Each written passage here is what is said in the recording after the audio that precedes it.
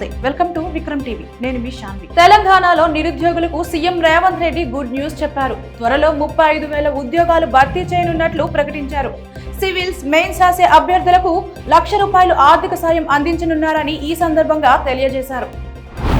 AP, తెలంగాణను ఇప్పట్లో వర్షాలు వీడేలా కనిపించడం లేదు. ఆగస్టు 29వ తేదీ వరకు తూర్పు, మధ్య, పరిసర ఉత్తర బంగాళాఖాతంలో మరో అల్పపీడనం ఏర్పడే అవకాశం ఉందని ఐఎండీ తెలిపింది. ఈ అల్పపీడన ప్రభావంతో ఏపీ, తెలంగాణలో వచ్చే 3-4 రోజులు మోస్తరు నుంచి అతి మోస్తరు వర్షాలు పడే సూచన ఉందని వాతావరణ శాఖ అధికారులు వెల్లడించారు.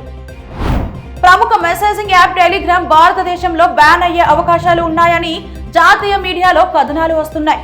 దోపిడీ, గ్యాంబ్లింగ్ వంటి నేరపూరిత కార్యకలాపాలకు టెలిగ్రామ్ ద్వారా సులభతరం అవ్వడం, వాటికి అడ్డుకట్ట వేయడంలో విఫలమైన కారణంగా టెలిగ్రామ్ సీఈఓ పావెల్ దురోవ్ని ఫ్రాన్స్ ప్రభుత్వం అరెస్ట్ చేసింది. ఈ క్రమంలో భారత ప్రభుత్వం టెలిగ్రామ్ యాప్ ని పరిశీలిస్తున్నట్లు తెలుస్తోంది. ఈ రోజు దేశంలో బంగారం ధరలు స్వల్పంగా తగ్గాయి. వెండి ధరలు కూడా కొద్దిగా తగ్గాయి. 10 గ్రాముల బంగారం ధరపై ₹10 తగ్గింది. కిలో వెండి ధరపై ₹100 తగ్గింది. హైదరాబాద్ బులియన్ మార్కెట్ లో బంగారం, వెండి ధరలు ఇలా ఉన్నాయి. 22 క్యారెట్ల 10 గ్రాముల బంగారం ధర ₹66,940 చేరుకుంది. టీడీపీ, జనసేన, బీజేపీ కూటమి ఆంధ్రప్రదేశ్ లో అధికారంలో ఉండటంతో గల్లా జయదేవ్ రాజ్యసభ సీటును ఆశిస్తున్నారని ప్రచారం జరుగుతోంది.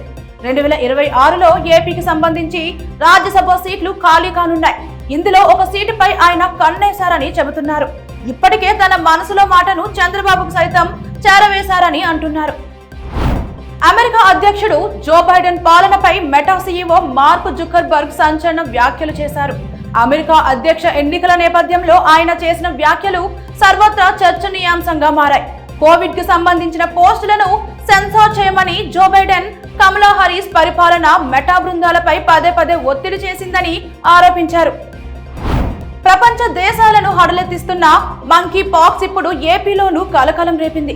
దుబాయ్ నుంచి విజయవాడకు వచ్చిన ఓ చిన్నారికి మంకీ పాక్స్ లక్షణాలు ఉన్నట్లు వార్తలు రావడంతో రాష్ట్ర ప్రభుత్వం ముందస్తు చర్యలు చేపట్టింది. ఇందుకోసం విజయవాడ నూతన ప్రభుత్వ హాస్పిటల్లో 6 పడకలతో ఓ వార్డును సిద్ధం చేసింది. అందులో అధునాతన పరికరాలను అందుబాటులో ఉంచింది. హైదరాబాద్ సిపి కొత్తకోట శ్రీనివాస్ రెడ్డి పోలీసులకు వార్నింగ్ ఇచ్చారు. లంచాలు వసూళ్లకు పాల్పడితే వారిపై కఠిన చర్యలు ఉంటాయని హెచ్చరించారు. కోల్కతా కేసుల్లో కేంద్రం ప్రత్యేక చొరవ తీసుకుని ఫాస్ట్ ట్రాక్ కోర్టు ఏర్పాటు చేయాలని మమత లేఖ రాశారు. 752 ఫాస్ట్ ట్రాక్ కోర్టులు పనిచేస్తున్నాయని కేంద్రం నుంచి సమాధానం వచ్చింది. హైదరాబాద్ జీహెచ్ఎంసీ పరిధిలో ఆక్రమిత స్థలాల్లో నిర్మాణాలను హైడ్రా కూల్చివేస్తుంది. అయితే తమ విద్యా సంస్థలను కూల్చివేయవద్దని అక్బరుద్దీన్ ఓవైసీ అన్నారు. దేశవ్యాప్తంగా సోమవారం శ్రీకృష్ణ జన్మాష్టమి వేడుకలు ఎంతో ఘనంగా జరిగాయి. జన్మాష్టమి పర్వదినాన తల్లిదండ్రులు తమ పిల్లలను బాల గోపాలుడిగా అందంగా ముస్తాబు చేసి మురిసిపోయారు.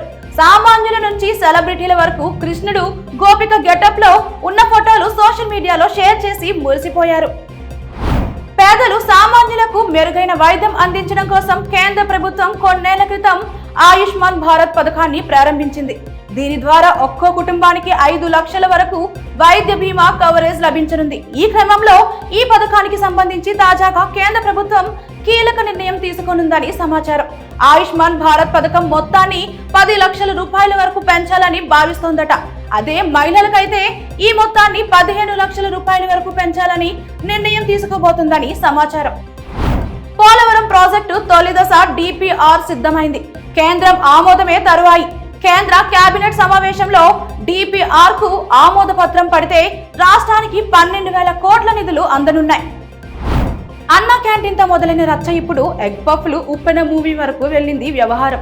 సోషల్ మీడియాలో వైసీపీ మద్దతుదారుడు సాయి ధర్మ తేజ్ మధ్య ఇంట్రెస్టింగ్ ఫైట్ జరిగింది. ఏలూరు నగర మేయర్ షేక్ నూర్జహాన్ వైసీపీకి రాజీనామా చేశారు. మేయర్ దంపతులు త్వరలోనే సీఎం చంద్రబాబు సమక్షంలో టీడీపీలో చేరనున్నారని సమాచారం.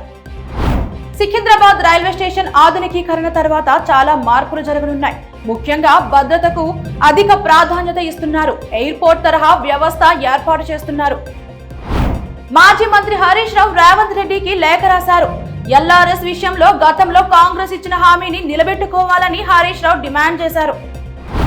మహేష్ బాబు, రాజమౌళి కాంబినేషన్ సినిమాను సీనియర్ ప్రొడ్యూసర్ కేఎల్ నారాయణ నిర్మించనున్నారు. ఆ సంగతి అందరికీ తెలుసు.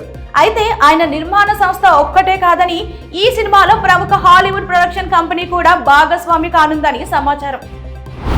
జూనియర్ ఎన్టీఆర్ దేవర సినిమాలో 2 విభిన్నమైన పాత్రల్లో కనిపించబోతున్నాడు అని మొదటి నుంచి అనేక రకాల కథనాలు వైరల్ అవుతున్న విషయం తెలిసిందే.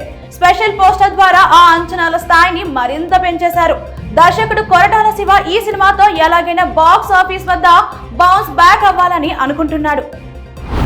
ఐసీసీ చైర్మన్ ఎన్నికల బరిలో బీసీసీఐ కార్యదర్శి జైషా దిగితే తరువాత బీసీసీఐ కార్యదర్శిగా ఎవరు నియమితులవుతారనేది ఇప్పుడు ఆసక్తికరంగా మారింది. తదుపరి బీసీసీఐ కార్యదర్శి ఎవరనే దానిపై చర్చ జరుగుతోంది. భారత్ క్రికెట్ లో అత్యంత శక్తివంతమైన బీసీసీఐ సెక్రటరీ పదవి చేపట్టేందుకు వీరేంద్ర సెహ్వాగ్, ద్రవిడ్, కుంబ్లే పోటీ పడుతున్నట్లు వార్తలు వస్తున్నాయి.